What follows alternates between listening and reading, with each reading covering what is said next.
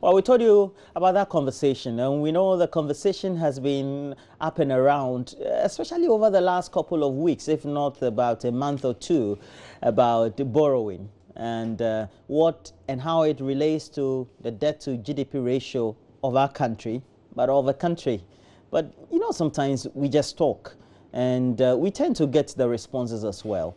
But in order for us also to get some independent views, I think it's more appropriate if we also do the discussions in relation to how ordinary Ghanaians could understand the subject of borrowing by an ordinary country, and also premise on what perspective, how strong should your economy be before you begin that whole talk. But if you're borrowing, what should you be using the money for? And how do you prepare yourself in the first place to beat your chest and say, I can still borrow, even though the numbers just don't add up as far as at the macro level? Well, so we decided to invite somebody who, of course, makes public comments on the subject of finance, trade and commerce in our country. And he is a fellow of the Institute of Chartered Accountants of England and Wales. So he's an experienced person, chartered accountant, but more so an experienced banker, has his own institution. He's been running the institution for the last 13 years. Somebody you know very well. Ken Thompson is my guest. He's a CEO of Dalex Finance. Thanks for joining me. Good morning too. Good morning. How are you? Yeah, thanks great. for having me. Yeah, Thanks for me. sure. And usually I'm always reading the monetary policy report of the Bank of Ghana. I don't understand those reports. Yeah, they're good. But They're voluminous. Yeah, it's voluminous. We've got to try and keep the last one. Yeah, that's for the second quarter ended, published in July, is around 30 pages. Wow. Yeah. Okay. It's like buying a book from Amazon. Well, I mean, God bless you. But I think the issues are quite straightforward, and we just have to find a way to discuss in a way that everybody understands, because the issues affect us. And for me, it's very important that the debate, we have discussions in a manner which allows people to participate, because they affect us directly. Okay, but let's, my first question, I'd be asking a couple of people I know what my first question should be. But let's begin this way. When we say a country can borrow, in what state should the country be before it say it can go out onto the markets and borrow confidently? Okay, so let's look at it from different angles. First, Ghana, Ghana needs money. We've all been told about the huge infrastructure deficit. We have government programs that need to be funded. So it needs money, and government needs to go out to borrow because it's unable to fund all the things that it needs to do from its current revenue. I'll come back to talk about how it can what it should do instead of increasing borrowing all the time. But we've got to understand that there's a requirement to borrow. And there are two types of borrowing. There's good borrowing and there's bad borrowing. There's good borrowing where you take the money that you borrow, you put in projects that will deliver a return, and you pay back the money. That's good borrowing. There's bad borrowing where you take the money that you're going to borrow, half of it is stolen through corruption, and the other half is put in projects which are influenced more by politics than the return that they can deliver. That's bad borrowing, and we do a lot of bad borrowing. There's bad borrowing to where we take the money and we use for consumption. So rather than taking the money and putting it for projects, we spend on salaries. We spend on maybe fuel, we pay electricity. And that's bad borrowing because you're consuming, you're not investing. It becomes more and more difficult to repay your debts. And if you look at Ghana in the last 4 years, do you know how much by which our debt has increased? $10 billion. Between 2014 and 2018, our debt has increased by $10 billion approximately. So what have we done with the money? What have we, and that's the issue. We need to have transparency as to how the money is being issued, how the money is being used. We need to look at where the money is being put. The government needs to tell us the true cost of its programs. For example, things like free SHS, things like, what's it called? Is it called NAPSCO or NAPSCO, whatever? NAPCO. NAPCO. What is the cost and how are we funding it? You know, and those are the issues. Because if really we need develop, if we want, if we want to develop, there will be some level of borrowing. But it's how we use the money. That's the issue. Okay. So then logically, the next question I have to ask you is that I was going through the literature. That of course now Google has become our encyclopedia Yes, online, yes, so online. it's easier. If you look at the countries, and especially the top G20 countries that we have across the world, of course we'll talk about the BRICS and all that. America, if you look at its debt to GDP ratio, it's in the hundreds of percentages as we have it. Japan also has seen, even China, but they don't seem to have any difficulty at all. And fortunately, we compare ourselves to aspire to be those countries. So even if we relatively have very good ratios, then we should be happy to go into the market to borrow. Does that make sense? Well, yes and no. And we've got to be careful when we make these comparisons. And I think I brought some slides on the US and I'd like to share with you. We're comparing baskets, we're comparing apples and pears. And I don't think Ghana should be in any position comparing itself to the US in terms of borrowing and ability to pay. So, if you look at the debt to GDP ratio, for the US, if you look at the debt to the GDP ratio, for the US, it's 105%. So, to reduce, I'm trying to find a way to put debt to GDP ratio in, assuming that your wealth is 100 cedis and you borrowed 105 cedis. The US is 105, and Ghana, sometime 2017, is 70.5%. But now let's move on to the next slide. Can I have the next one, please? Which is the slide on interest payments, yes, as a percentage. So interest payments as a percentage of our income. So we are looking at our total income. We're saying what percentage of that income do we use to pay for interest? In the US, it's 6.8%. In Ghana, it's over 40% and rising. In the US, they use 6.8% of their income to pay for interest, and Ghana is over 40%.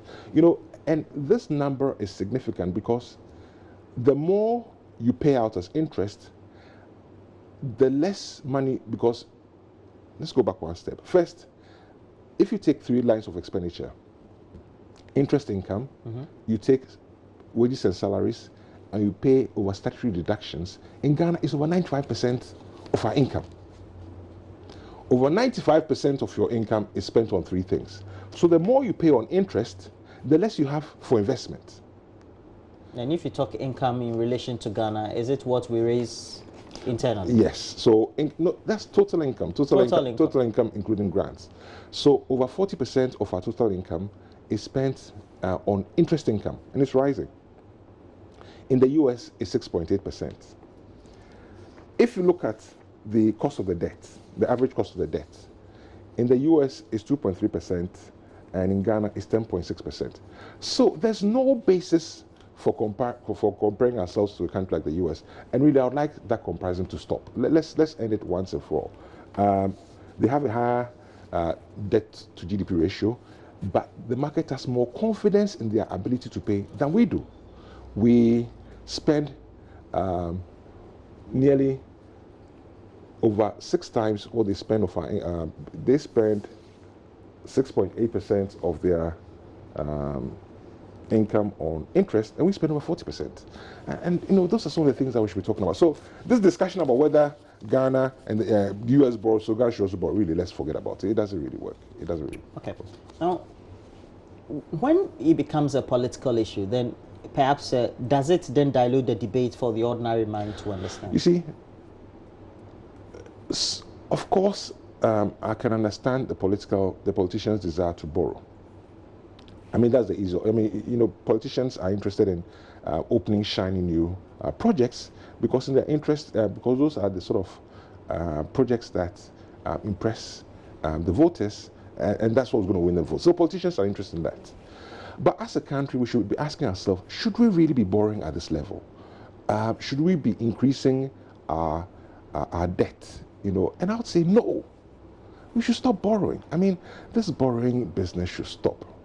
What we should do is, we want to raise income. We've got to widen the tax net, and we've got to cut expenditure, or do both. But this borrowing has to stop. It really is borrowing. How then do we fund free SHS? How do we fund other social intervention programs that usually dominate our budget cycle? Okay, each year? we have to decide. Nothing is for free. If we decide that we want free SHS, yes, that's fine, but there's a cost to it. We are mortgaging our future. The future is being mortgaged. I'm in my late 50s, and there are debts that will be paid till I'm 100. Does it make sense? And that's the sort of debate we need to have. And life is about choices. If you can't afford it, you can afford it. Cut your coat according to your size. But it doesn't make sense to borrow to fund consumption. It does not make sense. It doesn't make sense. I mean, who borrows to pay? I mean, you are paid 1,000 cedis. You spend 900 cedis on 3 things. Then you borrow to, I don't know, buy food. Why are you crazy? What's wrong with you? Cut your coat according to the size and stop the borrowing. Stop the borrowing. What's your own view on a trade deficit, or the imbalances in trade, or even the structure of the economy? Vis-a-vis, constantly you look at the imbalances in the trade based on how we relate to our import or export. Okay, so one of the challenges we have is we import more than we export. And I mean, anybody who's been to school in Ghana, you're told that Ghana is a primary exporter of primary commodities. That means export relies on cocoa, gold. Our number one export is gold. Gold, cocoa, all these products, and we need to diversify. Every Ghanaian knows that. But we've boxed ourselves into a corner where we have a currency which is overvalued. And I've said that so many times, and I've shown why it's overvalued. And suddenly, the currency is so overvalued that it has made our exports uncompetitive. So imports are cheaper than our exports. So we import. And, people say buy made in Ghana. But buy made in Ghana is a financial decision. It's not an emotional one. If you want people to buy made in Ghana, have a currency which allows the exports, our local products, to be competitive. So we've got to find a way to address this currency issue to make our exports competitive, and so that we can export more, and that changes the equation. But you can't have a strong currency. You can't support your currency to make it strong and expect to have, to create jobs, to create an environment which is thriving. It doesn't work. And every time I say that, every time you buy, some sugarcane juice that is put in a can, remember the number of jobs that you are sending to another country. So those are issues that we need to address. Okay. But in order for us to get to that point, it also means that the cost of doing business for the local manufacturer or entrepreneur or business needs to be lower than the cost of the person whose goods we are importing into our country. Is that the understanding I tend to get by interpretation? Yeah, that's true. I mean, you need to, first, there's an issue with the currency. That's one. But it's the cost of doing business. Why is the cost of business high? Because taxes are high. Things like the infrastructure is weak. Why are taxes high? One of the main reasons is that we've not been able to widen the tax net. And if you go back to what we've said all over these years, is that we need to widen the tax net. So you have a situation where the same people are being taxed over and over again, and so that makes the cost of business high, and it contributes to our businesses not being competitive. But the surest way to get this economy going is to make it create an incentive for people to produce and export. People talk about Ghanaians not being entrepreneurial. People talk about Ghanaians not responding to incentives, but I disagree totally. One of the things that they taught us in first year university was about, cocoa farming. But they talked about cocoa farming. When cocoa was introduced to this country, everybody planted cocoa.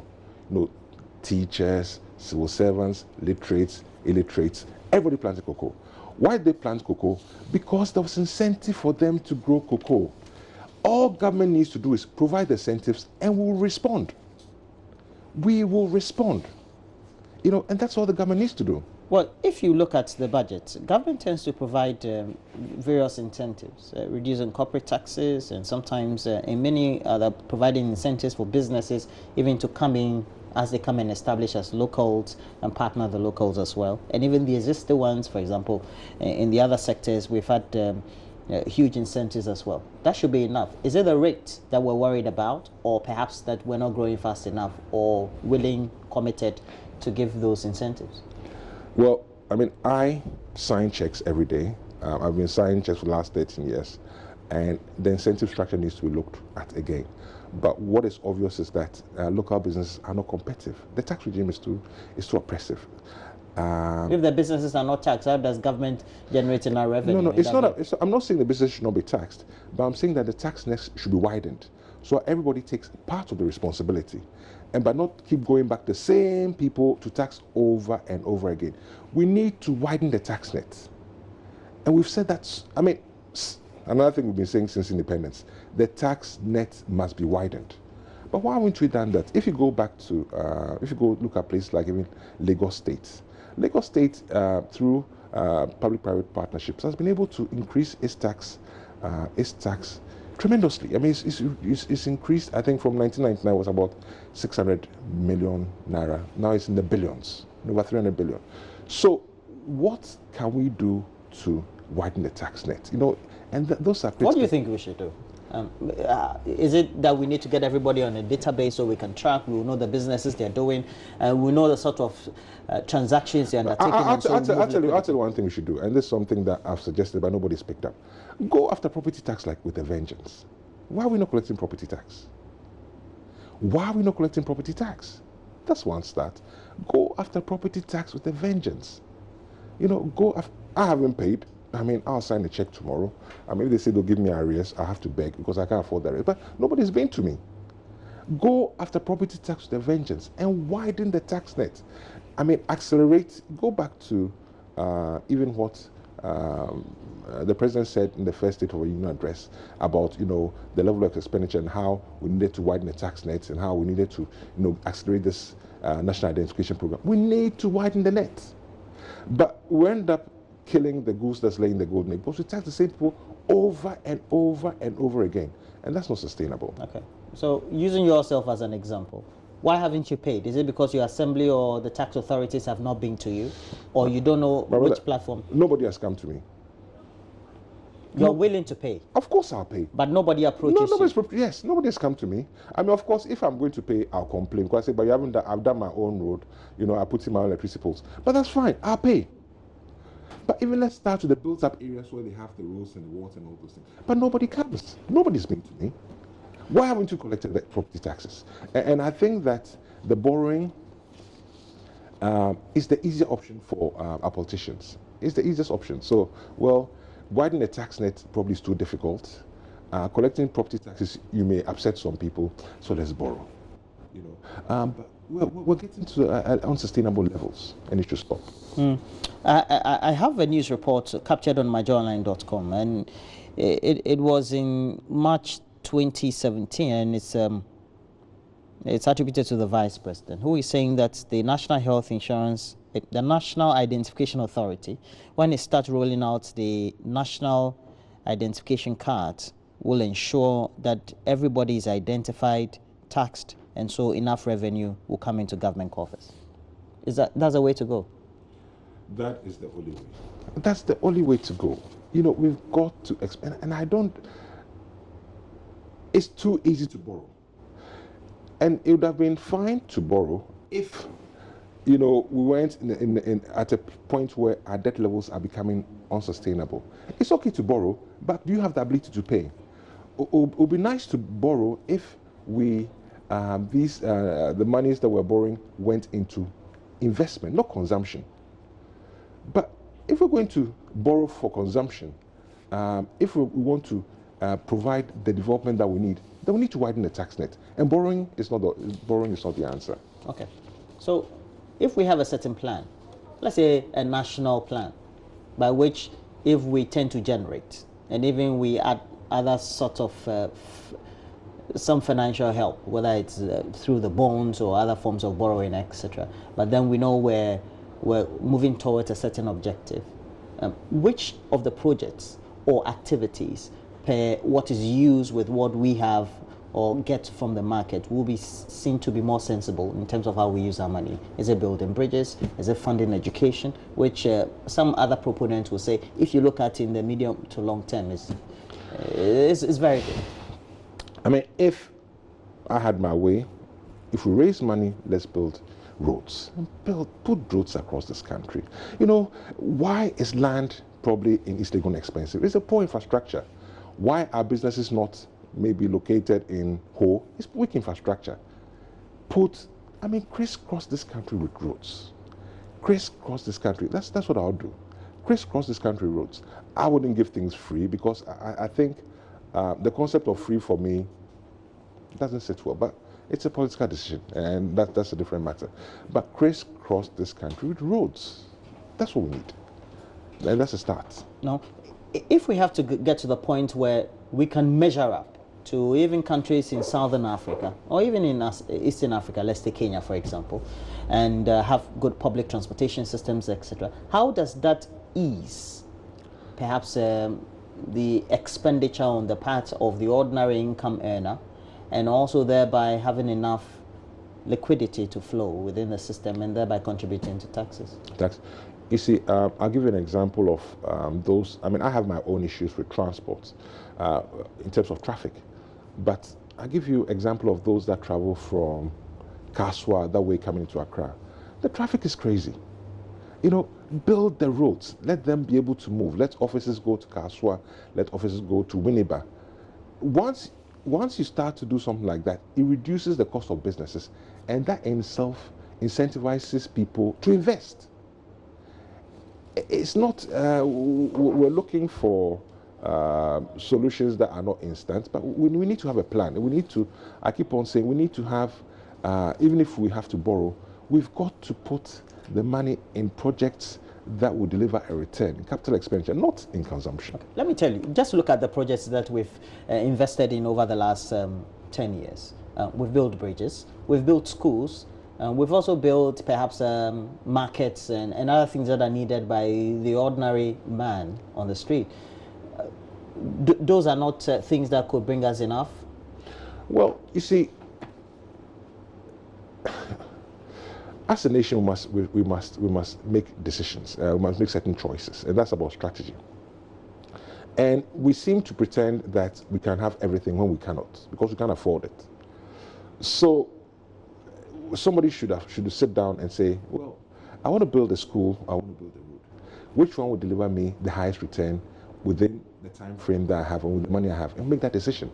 It's not for me to make, but I know that if you built a road between here and, for example, Kaswa, wherever it's Kaswa, it will deliver me a faster return than building a school. This is back of the envelope calculation. So there are choices we have to make, but I wouldn't put money in consumption. We've got very, very clear about that. We should put money in capital expenditure and ensure that those projects, they are properly assessed and they can deliver a return to pay for the debts. That's the only way forward. So you're saying if it's a road, we should make sure that it's been well laid out, well strategically placed, we can toll it earn enough, and then say that it can pay back. But that's the only way you should. That's the only way you should approach capital projects. It's the only way you should do it, and that's the only thing we should do. But you know, the borrowing is the easiest option. Okay, we borrow, but put it in capital expenditure. Don't use borrowing to fund consumption, and that is something that we have to agree as a nation to do. That borrowing will go into capital expenditure, not into consumption. We've had concrete information, and the finance minister has even made some utterances on it, firmed that we're looking at how we're structuring enough an idea of going for a 100-year bond. That's supposed to be a markup around 50 billion, so to speak. That's the right way to go. What's your own objectives, your candid and objective view on the subject? A 100-year bond. Wow. I'm not too sure about that. 100 years? I think it's probably done only once, probably in Argentina. No. It's been The talked United about. Kingdom has done that. United Kingdom, Yes, 100 years gone. yes, has done it as well. 100 years Yes, yes, yes. The US has done it. So it's 100 years? Yes, 100 years. Wow. The UK just finished paying theirs around 2015, I'm told. 100 years. I've got to do some more. I have, honestly, 100 years looks a big number to me. Is it because we're in sub-Saharan Africa, the economy and the structure and the way it is? First, we're mortgaging our life for 100 years. We've shown clearly that we don't have a certain infrastructure to manage the money that comes in, because the money comes in, half of which is filtered away by corruption. The issue about Ghana is not the money, it's the corruption. And now we're going to lock ourselves in for another 100 years. So I believe that probably he's thought about how we're going to ring fence the money that's going to come in to ensure that we can pay it over the 100 years. But 100 years is a big number for me. 100 years is a big number. Will you advocate then that we're going for more short-termish one, maybe some few decades or well, I mean, or maybe some few years? I mean, the finance minister is a bank manager, so he probably has done his numbers. I mean, I don't have access to that information, but 100 years is a big number for me. 100 years. 100 years. That's incredible. 100 years. Okay. Now, wow. 100. Are you sure? Yes. Are you sure it's 100 years? Yeah, it's a century bond. Wow. 100 years. Okay, you sure? Yes. Okay. Or you haven't read it. Well, you haven't heard the audios as well. Well, okay. In many markets, of course, we have the money market, then we have the capital market as well, and they tend to show up how liquidity flows, how well companies also could be doing in the various sectors that they find themselves. What will be your own perspective based on the analysis or the observations you've made over the last 10 years about where we're going from here? In terms of? In terms of growth. You mean economic growth? Oh, the growth of the companies that will be listed on the bourse, for example, based on the indicators that are surrounding them on the market.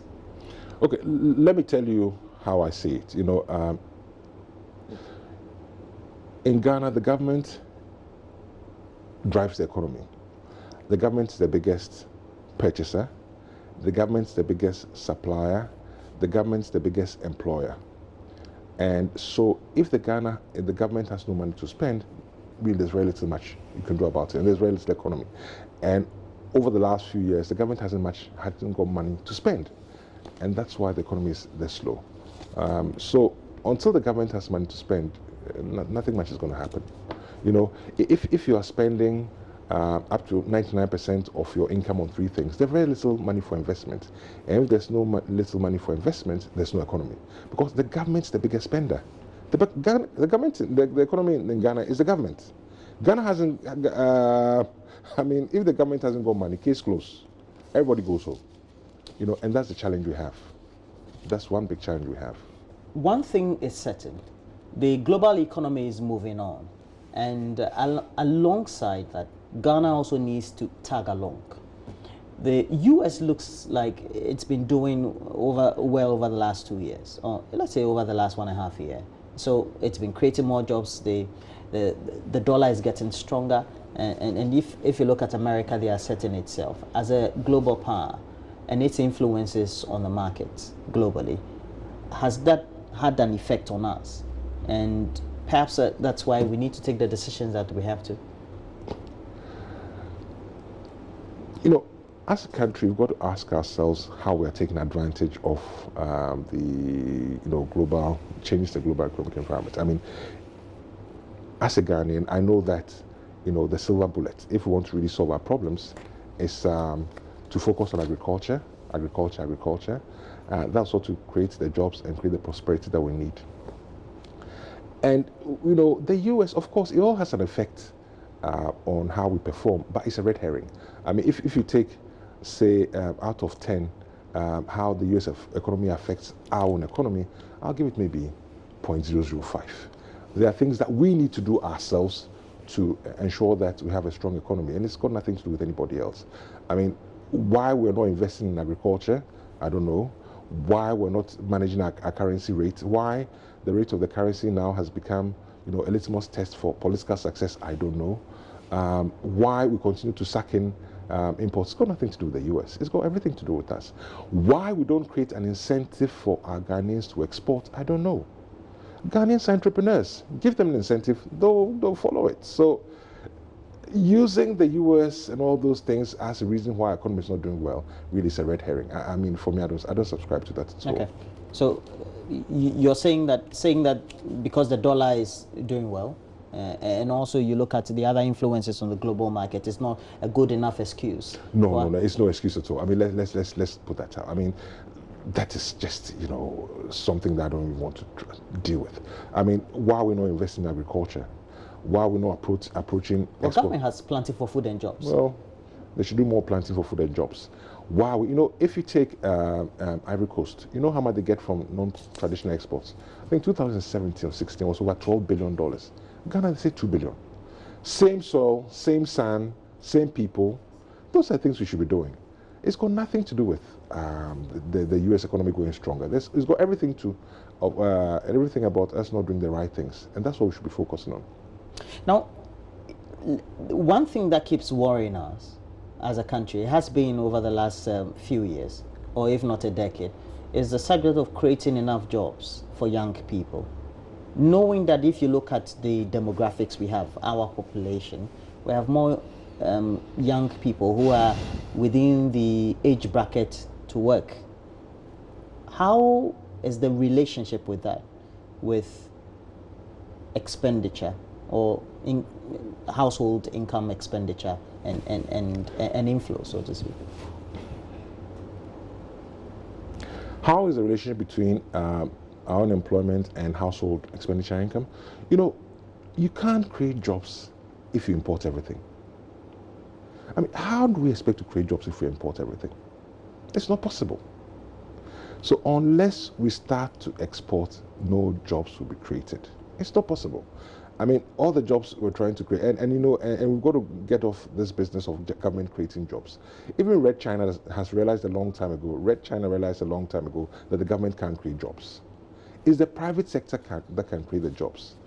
The private sector need incentives to grow and to invest and to export. And those are things that we should do. And unless we do those things, the unemployment rate is going to keep rising and rising and rising. We need to provide incentives for people to invest. We need to provide incentives for people to innovate. We need to provide incentives for people to do all these things in the agricultural sector. How difficult is this? I mean, how difficult can this be? I mean, the other arguments really are spurious, and they really are spurious. It's got nothing to do. In order for us to show up what industry should do, and also perhaps give them the needed support, countries have adopted tariff regimes over the period.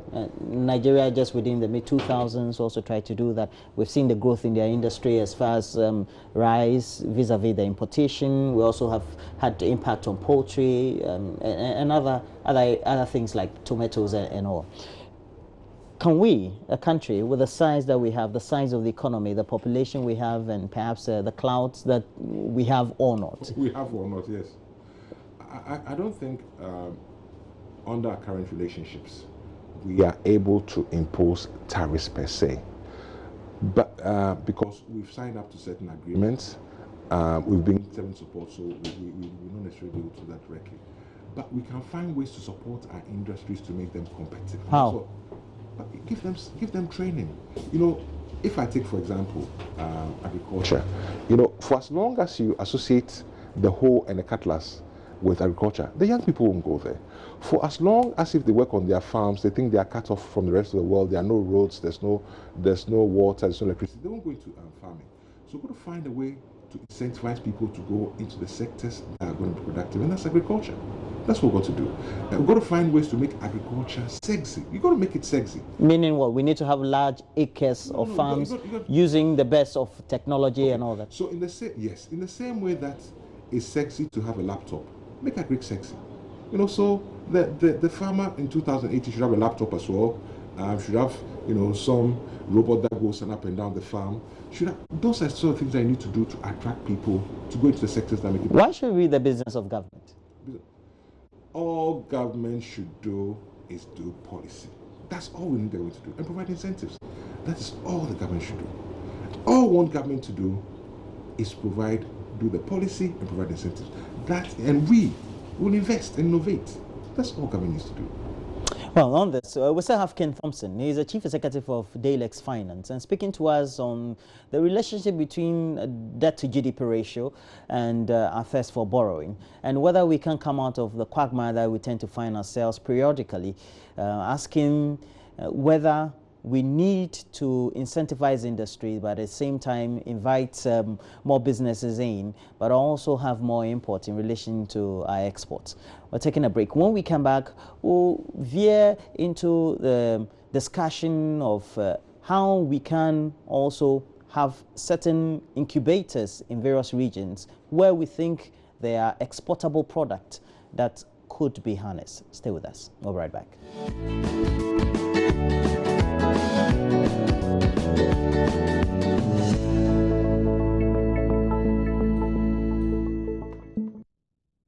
So we're having a discussion with Ken Thompson, and Ken is the Chief Executive for Dalex Finance, and he's speaking to us on the topic Ghana's thirst for borrowing in relation to our debt to GDP ratio. And Ken, if we want to perhaps dissect the country and look at areas where we have the strengths in terms of the geographical zones, how then do we invest in such areas? Let's say if it's the northern Savannah belt where we know that they are good growers of cereals. We come down south, we go to areas in the western region, they have good vegetation, we can grow rubber and other things. Do we just start doing all that, knowing that we have other things to take care of when it comes to the annual budget and the way we tend to do the appropriation? I don't think Ghana's where we are now is because we lack knowledge, because there are people that know what needs to be done. Somebody was talking to me about roots and tubers, because Ghana produces the best quality yam, so there's a huge opportunity to export. We ourselves as a company, we've given some money out, we put some money out, put our money where our mouth is. Yes, our money where our mouth is. We've supported some farmers in the north. I don't think it's a lack of knowledge as to what needs to be done. Our biggest problem is corruption. It's corruption. And unless we deal with the corruption, we're going nowhere. I don't think there's any doubt as to what we need to do. I don't think there's any doubt as to which products will do well. I don't think there's any doubt as to which areas we need to invest in. But it's corruption. That's all it is. And unless we deal with that, it's not going to happen. Well, it's corruption. Beyond the subject of corruption, the fact that we need to do the things that are not rocket science, that have been done elsewhere, to make sure that we get the right people in the right sectors to work. For example, you take the Southeast Asian countries, the ASEANs, and what they have done with their economy, and you look at the quantum of rice, for example, that tends to come from those areas. They don't come from Iraq, they don't come from Lebanon, they don't come from all those. They come from Vietnam, Thailand, Malaysia, Indonesia, and the rest of those countries in those areas on that part of the continent. They invest specifically having trade hubs, having houses that tend to offer facilities to the farmers, and then they're able to mop up and bring us those products. Why is it that we can't do it? Corruption. I mean, it's just corruption. For me, it's as simple as that, because there's nothing that we want to do that's not been done before. There's nothing that we have to do that has not been said we should be done. There's nothing that, we have the people, we have the land, we have the resources, we have the reports, it's just a corruption. That's all it is. And, this is become a rat race where there's some desire by people to take as much as they can, as quickly as possible. And as Ghanaians, we've got to decide. When people talk about the politicians, what I say is that the politicians reflect us. So as a people, what do we want? I mean, the politicians are Ghanaians. They reflect us directly. So what do we want? It's a corruption. That's all it is. It's a corruption. And we need to move away as to what needs to be done. We just got to go and dust the reports and say, look, this is what we're going to do. We've just got to say we're going to deal with corruption, and we'll go forward. But for me, it's corruption, as simple as that. And it's about us as a people. What do we want? Because our politicians reflect us. What exactly do we want? But at the end of the day, of course, they control the pairs, they control management of the country, and so the decisions would have to be taken.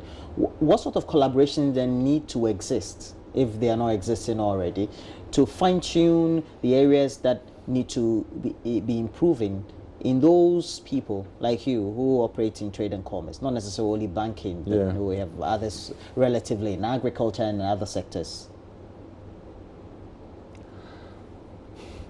You see, we need to have, and the reason I hesitate is because the things I'm talking about, things that we've been talking about all these years, everybody's been talking about for the last 30, 40 years. There needs to be a conversation, a constant communication, and that's a standard practice between policymakers, business, politicians, and all of us need to be talking with one agenda in mind as to how we're going to develop this country, what needs to be done, and what incentive structure needs to be in place. And that's a very important discussion that's ongoing, and that's a discussion that it's not an issue of having a workshop. It's an issue that it should be a door that should be a revolving door that we can go in, we come out, we talk to each other all the time, and that's how things work. And let's not reinvent the wheel. We sort of think that by some magic, somebody will appear from the sky and solve our problems. The problems will be solved on earth, and we've got to try and solve it. But, it's us. What do we want? Yeah. There's this quote I have from Professor Stiglitz, and Professor Stiglitz is a development economist. Yeah. And he says that the measurement of macroeconomic indicators, the issues of debt to GDP ratio and how well forex markets and currencies are working in developed economies should not be used as a yardstick to ensure that the development of the people stagnate. Basically, he's saying that we shouldn't be using macroeconomic indicators to be the yardstick to say that we're improving. Yeah. Do you know the only yardstick we should use? Yeah. It's about the value of the CD in your pocket. You had 500 CDs last year. What was the value? You have 500 CDs today. What's the value? That's the only yardstick. What other yardstick are you going to use? If you read the Bank of Ghana report, comprehensively, you look at the macroeconomic indicators. I can assure you that your cameraman is not interested. Take a straw poll in this studio. They are not interested. All they are interested in is the value of the CD in their pocket. Take a poll in your studio.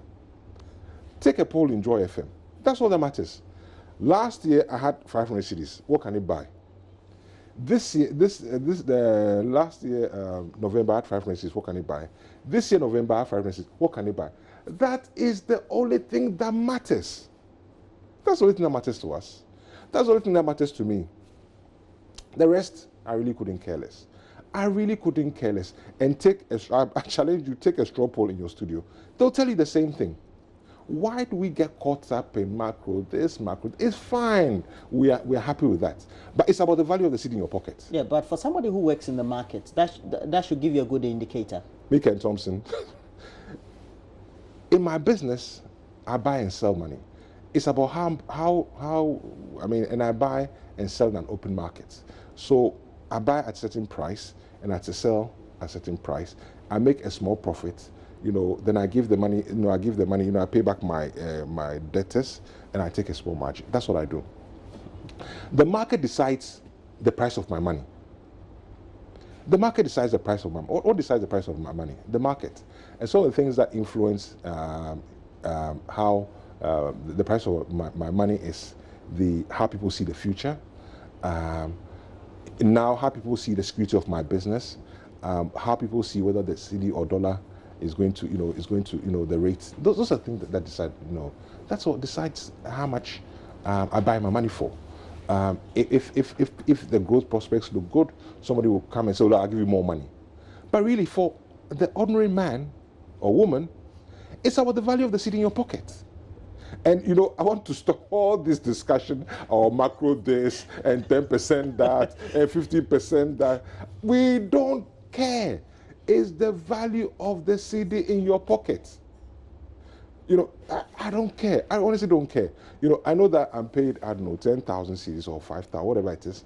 I know that last November I was worth something. This November I was worth something else. That's what matters to me. Yes, but even to the point where we even have those at the central bank and others, try to benchmark the performance of the currency to the Brazilian real, the South African rand, the peso in Argentina. Those should be good benchmarks, knowing that even those prestigious countries, even though the economy may be wobbling one way or the other, we're still doing very well comparatively. So what are you saying? So my currency is depreciated by, I don't know, 20%, whatever. Do you know how much, when the currency became 1-to-1? 2008. I think 2008 was 1-to-1. Now it's 1 to 4.8 or whatever it is. And what's 2008 that the currency was converted to? Whatever. 2007, 2008. I really don't care. Telling me that, you know, I'm doing as well as, you know, Argentina, I don't care. Telling me that I'm better off than someone in the US, I don't care. It's whether I have a job and the value of the CD in my pocket. That's all I care about. Why are you confused? Why so hard? You know, let's not complicate the debate. It's the value of the CD in your pocket. And I can assure you, take a straw poll, ask the cameraman over there. It's the value of CD in your pocket. That's all you're interested in. Don't this long English. No, let's be very careful. It's all about the value of the CD in our pockets. If we're going to measure how people feel about their prosperity and their well-being, the value of the CD in your pocket, that's all. Of course, you need all those things to happen, your growth, your prosperity, stability, for them to feel it. But if you don't get those things right, they won't feel it in their pocket. But you need to do those extrapolations based on what those indicators are to do good projections. Yeah, but that's for economic planners. Do I really care as a Ghanaian? Let them plan. That's why they are there. For me as an individual, it's the value of the CD in my pocket. That's what I'm interested in. And I don't like, you know, the debate sometimes is made complex because people are saying, I can't feel it in my pocket. They say, oh, but growth is 30%. So do I really care? I don't care. Oh, but, you know, Ghana cedi depreciated by 5%, but the Argentinian peso depreciated by 6%. Do I really care? It's the value of the CD in my pocket. That's all I care about. Now, we're entering that part of the year. It's, we're in the last quarter. We're just past a month, and so in the second month of the last quarter. Usually, we have more people mopping up a lot of the foreign currency, and mainly the dollar, and then we'll have to take it onto the other countries where usually we trade with and bring more for the season and for the first quarter of the next financial year. It also means that it could likely also affect how the dollar and the other foreign currencies are available for demand, that is, if there is.